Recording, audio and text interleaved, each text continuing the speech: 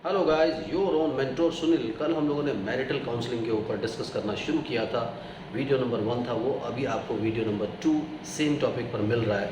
Channel को subscribe कीजिए, like कीजिए, शेयर कीजिए, पूरी दुनिया में फैला दीजिए। मुझसे बात करने के लिए 8168790299 मेरा मोबाइल नंबर है।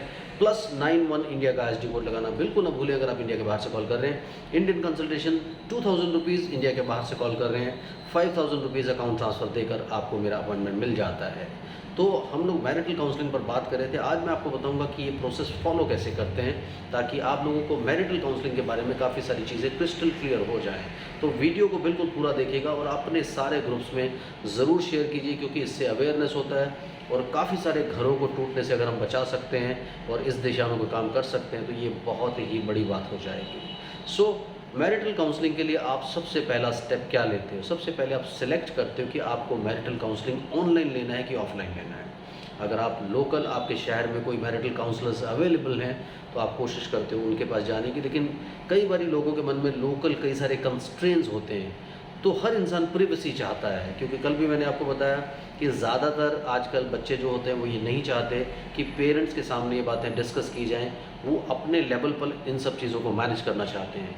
तो कई बार वो कोशिश करके काउंसलर को ऑनलाइन अरेंज कर लेते हैं और ये बहुत ही अच्छा प्रोसेस है। अगर आपको ऑनलाइन काउंसलर अवेलेबल हैं तो उससे आपकी प्रिवेसी भी मेंटेन रहती है। आप फेस टाइम नहीं करना चाहते तो फेस टाइम नहीं कीजिए। आप सीधा वॉइस कॉल के थ्रू बात करना चाहते हैं, उससे आपकी प्रिवेसी भी डेफिनेटली मेंटेन रह जाती है। तो सबसे पहले जो ज़्यादा कंसर्न होता है, क्योंकि डिपेंड करता है, कई केसेस में क्या होता है कि हस्बैंड काउंसलिंग लेना चाहता है, वाइफ नहीं लेना चाहती, वाइफ काउंसलिंग लेना चाहती है, हस्बैंड नहीं लेना चाहता। तो ये बात ध्यान रखना बहुत ज़रूरी है कि ये जो गृहस्थी है ये साथ में चलने वाली है, यानी आपका घर साथ में चलने वाला है। अगर एक इंसान दोनों में से कोई काउंसलिंग ले रहा है और दूसरा लेने को रेडी नहीं है तो रिजल्ट्स उतने अच्छे नहीं होते हैं, क्योंकि यहाँ कोई बिहेवियर मॉडिफिकेशन नहीं हो रहा। या फिर आप कन्फेस करें कि मेरा बिहेवियर ख़राब है और मैं काउंसलिंग के लिए आ रहा हूँ या आ रही हूँ। तो काउंसलिंग अगर दोनों लोग लें, ये ज़रूर हो सकता है कि पहले कुछ सेशंस इंडिविजुअल सेशंस चले, उसके बाद दोनों की बातें सुनने के बाद एक एनालिसिस बने और डायग्नोसिस बने, और डायग्नोसिस बनने के बाद उसके बेसिस पर काउंसलिंग को आगे प्लान किया जा सके, काउंसलिंग के जो गोल्स हैं उनको प्लान किया जा सके। तो ये बहुत इंपॉर्टेंट है कि दोनों पार्टनर अगर घर बनाना चाहते हैं, अगर आगे बढ़ना चाहते हैं ज़िंदगी में, आप डिवोर्स नहीं चाहते, तो दोनों को इकट्ठा इसमें शामिल होना चाहिए। दोनों को एक दूसरे को कन्विंस करना चाहिए। अगर उन्हें लगता है कि हम दोनों एक दूसरे को बहुत प्यार करते हैं बट किसी वजह से कम्युनिकेशन गैप आ रहा है और वो गैप वो खुद से नहीं कर पा रहे हैं सॉर्ट आउट, तो दोनों को आगे बढ़ना चाहिए। तो सबसे पहले क्या होता है कि दोनों में से कोई भी एक काउंसलिंग के लिए अपने किसी भी परफेक्ट काउंसलर को या क्वालिफाइड काउंसलर को सिलेक्ट करते हैं, चाहे वो ऑनलाइन है चाहे वो ऑफलाइन है। उसके बाद उनसे फ़ोन पर बात करते हैं। सबसे पहले एक फ़ोन पर प्री कंसल्टेशन होती है, जिसमें आप जजमेंट करते हो कि पर्टिकुलर काउंसलर से बात करने के बाद आपको कुछ सेटिस्फेक्शन हुई कि नहीं, क्योंकि आप थोड़ी सी बातें करके किसी की भी नॉलेज का अंदाज़ा लगा सकते हैं। तो आपको एक सेटिस्फेक्शन हो जाती है कि इस पर्टिकुलर बंदे से मैं सलाह ले सकता हूँ या ले सकती हूँ। उसके बाद वो ज़रा सी प्री कंसल्टेशन, क्योंकि नॉर्मली प्री कंसल्टेशन के लिए कोई भी काउंसलर्स चार्ज नहीं करते, वो आपको फ्री में 10 मिनट 15 मिनट ईजिली दे देते हैं और इतने में आप जजमेंट कर लेते हैं। उसके बाद आप डिसाइड कीजिए कि क्या आप काउंसलिंग लेना चाहते हैं, क्योंकि फिर वो आपको कंसल्टेशन बताएंगे। जैसे मैंने बताया, मेरी इंडियन कंसल्टेशन 2000 है और इंडिया के बाहर से अगर आप कॉल करते हैं 5000 है। तो पहले आप डिसाइड कीजिए कि क्या आप इस पर्टिकुलर काउंसलर को अफोर्ड कर पाएंगे। फिर उसके बाद आप उनसे काउंसलिंग करके एक कंसल्टेशन लेते हैं। कंसल्टेशन आप जॉइंट बुक करिए तो ज़्यादा ठीक होगा, क्योंकि आप प्री कंसल्ट कर चुके हैं। फिर आप जाकर के अपने पार्टनर को कन्विंस करिए कि वो भी काउंसलिंग में शामिल हो। तो फिर आप अगर डबल कंसल्टेशन बुक करेंगे तो वो ज़्यादा ठीक रहेगा, क्योंकि आम तौर पर जब आप पहली कंसल्टेशन करते हैं तो पहली कंसल्टेशन यूजुअली कंसल्टेशन जो होती हैं वो 45 मिनट्स टू 1 आवर की होती हैं। लेकिन नॉर्मली क्या होता है कि जब बातें होने लगती हैं और आप अपनी ज़िंदगी का लेखा जोखा देना शुरू करते हैं, अकाउंट देना शुरू करते हैं, तो कई बार 1 घंटा, सवा घंटा, 1.5 घंटा एक ही पार्टनर को लग जाता है।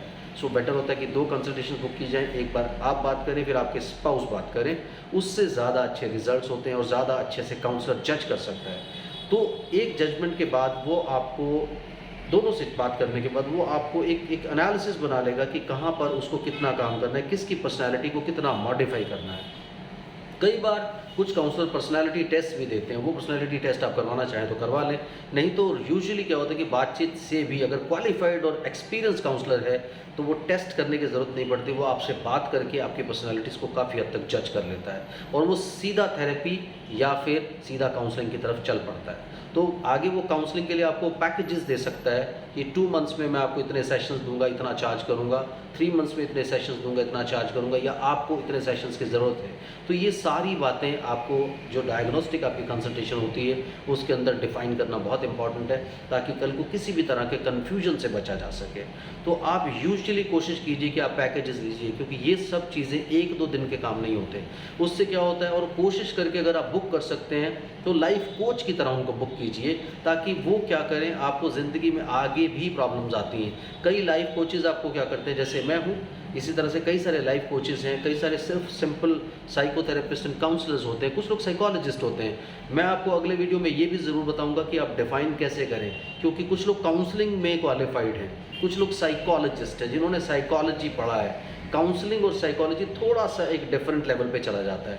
इसके बारे में नेक्स्ट वीडियो में ज़रूर डिस्कस करेंगे कि काउंसलर और साइकोलॉजिस्ट में, साइकोथेरेपिस्ट में क्या फ़र्क है, आपको किसको ऑप्ट करना चाहिए, ज़्यादा आपकी प्रेफरेंस क्या होनी चाहिए। तो आप जब किसी भी काउंसलर से बुक करते हैं तो कोशिश कीजिए, अगर उन्होंने लाइफ कोचिंग में कुछ किया हुआ है तो आप उनको लाइफ कोच के तौर पे बुक कीजिए, आप उनकी मेंबरशिप ले लीजिए, ताकि ज़िंदगी में आपको, क्योंकि नॉर्मली क्या होता है कि एक बार आपके डिफरेंसेस सॉर्ट आउट हो गए तो इंसान है, आपको रोज़ कोई ना कोई ट्रबल तो एक दूसरे से भी आ सकती है, अदरवाइज लाइफ में भी आ सकती है। तो वो आपको ज़िंदगी भर गाइड करते रहेंगे, वो आपके एक फैमिली मेम्बर की तरह होंगे, साथ में वो स्ट्रेंजर भी होंगे। वो आपको कहीं भी घबराने की ज़रूरत नहीं, इनसिक्योर फील करने की ज़रूरत नहीं, क्योंकि नॉर्मली क्या होता है कि हम अपने सारे जो कॉन्फिडेंशियल चीज़ें हैं, जो भी हमारे घर में हो रहा है, वो सारी की सारी चीज़ें आप उनको बताते हैं। तो आपको कोई ऐसा एक डंपिंग जोन चाहिए, आपको एक ऐसी जगह चाहिए जहाँ पे जा कर के आप अपनी सारी ख़राब थॉट्स को डंप कर सकें। तो जब आप काउंसलिंग के लिए आते हैं काउंसलर के पास, तो आप सारी अपनी जितनी भी पर्सनल बातें होती हैं, पर्सनल लाइफ से रिलेटेड बातें होती हैं, कॉन्फिडेंशियल बातें होती हैं, वो सब शेयर करते हैं। तो आप ज़िंदगी भर, पहले आप हस्बैंड वाइफ हैं, उसके बाद आपके बच्चे होंगे, बच्चों के साथ भी कोई प्रॉब्लम आती है, ट्रबल आती है, अगर आपने उनकी मेंबरशिप ली हुई, क्योंकि आजकल जैसे पुराने ज़माने में क्या होता था, राजा महाराजा के पास राजगुरु होते थे जो उनको सलाह दिया करते थे। आज आपको एक लाइफ कोच की ज़रूरत होती है, तो आप कोशिश करके उनको as a life coach book करें और आप उनकी मेंबरशिप ले लें, जिससे कि आपको ज़िंदगी भर कोचिंग या फिर आपको काउंसलिंग इतना कॉस्टली भी नहीं लगे और आपकी कोई भी प्रॉब्लम्स हो कभी भी सॉर्ट आउट की जा सके। तो उसके बाद फिर वो आपको कुछ सेशंस के बारे में बताएंगे कि आपको 10 सेशंस चाहिए, आपको 20 सेशन चाहिए, या आपको 50 सेशन चाहिए, depending upon the severity of your relationships, कितना आप रिलेशन को स्पॉइल कर चुके हैं, कितनी सारी प्रॉब्लम्स आ चुकी हैं, उसके बेसिस पर वो आपको सेशंस बताएंगे। फिर आप उनसे नेगोशिएट कर सकते हैं कि हम लोग इतना इकट्ठा पेमेंट करेंगे, ये सब कुछ चीज़ें करेंगे तो आप हमें कितना डिस्काउंट देंगे, क्या, क्योंकि ये प्रोसेस जो है नॉर्मली कॉस्टली होती है, लेकिन याद रखिए ज़िंदगी से ज़्यादा कॉस्टली तो नहीं होती ना, क्योंकि नॉर्मली क्या होता है कि आप आज डिवोर्स में चले जाते हैं, डिवोर्स के लिए भी, क्योंकि नॉर्मली क्या होता है कि आप डिवोर्स के लिए चले गए तो वहाँ पे भी आपको काफ़ी सारी कॉम्पनसेशंस देनी पड़ती हैं, आपको केसेस लड़ने पड़ते हैं, बहुत कुछ करना पड़ता है। इससे बेटर ये है ना कि अपने रिलेशनशिप को आप बेटर बनाएं, नॉर्मल करें और फीस काउंसलर को दे दें। तो ये बहुत इंपॉर्टेंट है इन सब चीज़ों को कंसिडर करना। हम इसी सीरीज़ को आगे कंटिन्यू करेंगे।